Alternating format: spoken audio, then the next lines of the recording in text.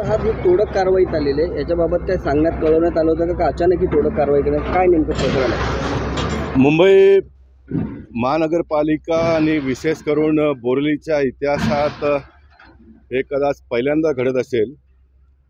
ज्या गोष्टीसाठी मुंबई महानगरपालिकेने परवानगी देऊन महाराष्ट्र शासनाचा कायदा असून सुद्धा मुंबई महानगरपालिकेच्या आयुक्तांनी तयार केलेला गाईडलाईन SOPच्या आधारे सर्व प्रकारच्या कॉम्प्लायन्स पूर्ण करून कितना लाख रुपये भरा है? 46 लाख रुपये मुंबई महानगरपालिकेला 6 महिन्याचा भाडा भरून हे परवानगी घेण्यात आला होता. मुंबई महानगरपालिकेने परवानगी दिलेली आहे. महाराष्ट्र शासनाचा कायदा हे म्हणतोय का 6 महिने 3 वर्षापर्यंत त्याला तुम्ही कंटिन्यू करू शकता. हे स्ट्रक्चर 6 महिन्यासाठी बांधण्यात आलं नव्हतं, 3 वर्षासाठी. आणि कायद्यामध्ये तरतूद आहे 3 वर्षाच्या नंतरही तुम्ही कंटिन्यू करू शकता. त्याचं कारण असा, मुंबई महानगरपालिकेला जर रिझर्वेशन टाकून ही जमीन भूसंपादन करायचं असेल तो त्यांना लिबर्टी असावं म्हणून, नाही तर हे कंटिन्यू चालू शकतो. असं असताना देखील परवानगी विड्रॉ केलं. संबंधित लोक कोर्टात गेले. कोर्टाने स्टे दिला होता. काल अंतिम तारीख होती. काल कोर्टाने जे बांधकाम केलं त्यांचं सांगितलं, कारण त्यांचा ह्या गोरेगावच्या कोर्टच्या अधिकारात नाही येते एक्सटेंड करायचं, तर हायकोर्टला जावं लागेल. संबंधितांनी सांगितलं आम्ही हायकोर्टला जातो, आम्हाला हायकोर्टला जाण्याची मुभा द्या.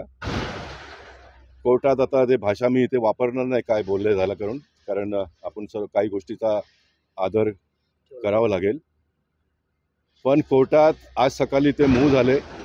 महापालिका आयुक्तांना संबंधितांना सर्वांना नोटिसेससुद्धा त्या लोकांनी इश्यू केला असं त्यांचं म्हणणं आहे.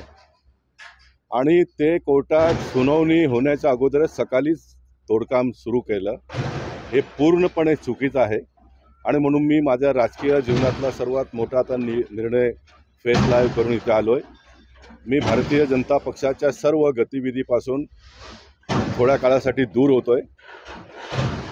जर ह्या प्रकरणामध्ये महाराष्ट्राचे मुख्यमंत्री सन्मान्य देवेंद्र फडणवीसजींनी छानबीन करून चौकशी करून अधिकारी दोष असतील तर त्यांच्यावरती कारवाई केली पाहिजे.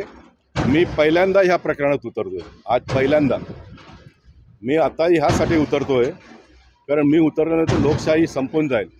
अधिकारी वर्गांचा जे काम करतात ती कायम राहील म्हणून मी आता उतरलो आहे. मी भारतीय जनता पक्षाच्या सर्व गतिविधीपासून दूर होतो. मी चुकीचा काही करत असणार तर माझ्यावरती महाराष्ट्र सरकारने कारवाई केली पाहिजे, किंबहुना ज्यांनी चुकीचं हे कृत्य केलं आहे त्यांच्यावरती कारवाई केली पाहिजे. अशा प्रकारची माझी भूमिका आहे. आपल्या माहितीसाठी आणखीन एक गोष्ट सांगतो. एखाद्याने बेकायदेशीर बांधकाम केलं असेल आणि त्यांनी कोर्टाकडे खोटे कागदपत्रक सादर करून स्टे प्राप्त करून घेतला असेल तर ते स्टे व्हॅकेट होतात. मुंबई महानगरपालिकेने ताबडतोब तोडलं पाहिजे ह्या मताचा मी आहे. महानगरपालिकेने ताबडतोब ते तोडलं पाहिजे. परंतु ह्या प्रकरणामध्ये जमीन प्रायव्हेट आहे. कायद्यातील सर्व बाबी पूर्ण करून महानगरपालिकेला पैसे भरून परमिशन घेऊन हे काम केलं होतं. आणि कोर्टाने सांगितलं बा एक्सटेन्शन आम्हाला देता येत नाही, तर महापालिकेने लेटर इश्यू करायला पाहिजे होता, तुम्ही काढून घ्या, अन्यथा आम्ही काढू आणि काढण्यासाठी जे काय खर्च लागेल तेही तुमच्याकडनं आम्ही वसूल करून घेऊ. हे काम करण्याची पद्धत आहे. आणि म्हणून हे जे कृत्य केलं आहे पूर्णपणे चुकीचं केलं आहे. जोपर्यंत आर विभागातल्या त्या संजय नांदेडकरला चौकशी करून कारवाई करा हे ह्या मालकांनी महाराष्ट्राच्या मुख्यमंत्र्यांना आधीच दिलेलं आहे. महाराष्ट्राच्या मुख्यमंत्र्यांनी ते ताबडतोब शेरा मारून महापालिका आयुक्त भूषण गगराणी यांना पाठवलेलं आहे. खूप दिवस झाले त्याला. भूषण गगराणींनाही जबाब द्यावा लागेल. भूषण गगराणी एक खूप चांगले अधिकारी आहेत. मी त्यांचा खूप सन्मान करतो. परंतु आताच्या स्थितीत मला भूषण गगराजींपेक्षा डॉक्टर बाबासाहेब आंबेडकरांनी दिलेल्या घटनेचा सन्मान करण्याचा काम आहे, ते मी करणार. भूषण गगराणीजींनी त्यांचा कमिशनर पदाचा जर वापर योग्य वेळी नाही केलं, दोषींवरती कारवाई नाही केलं तर माझी लढाई भूषण गगराणींवर पण येणाऱ्या काळामध्ये सुरू होईल.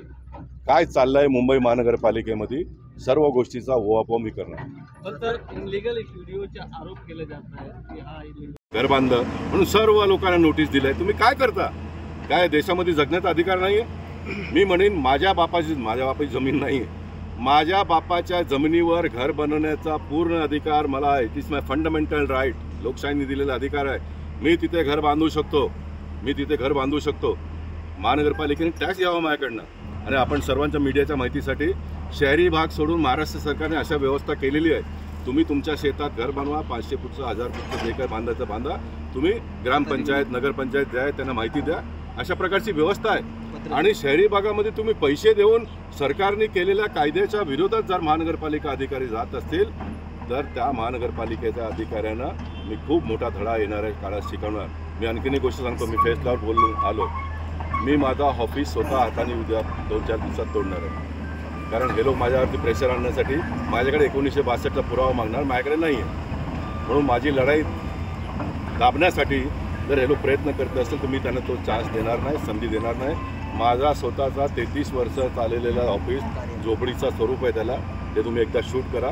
गोपाल शेट्टींनी कुठल्या अवस्थेत 33 वर्ष जनप्रतिनिधी म्हणून काम करत असताना माझ्याकडे माझ्या मुलाच्या नावावर माझ्या नावावर आज 200 फूटचं ऑफिससुद्धा नाही आहे कुठे नाही आहे.